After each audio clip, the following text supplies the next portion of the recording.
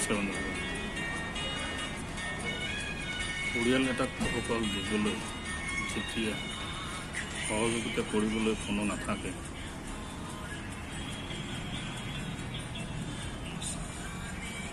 তেতিয়া একমাত্ৰ সেই মানুহজনে বুজি পায় যে এই পৃথিৱীখনত মূৰ দাঙি থিয় হ'বলৈ সংগ্ৰাম কৰাটো কিমান কঠিন হয়। একমাত্ৰ সেই ব্যক্তিজনেহে গম পায়। ধন্যবাদ।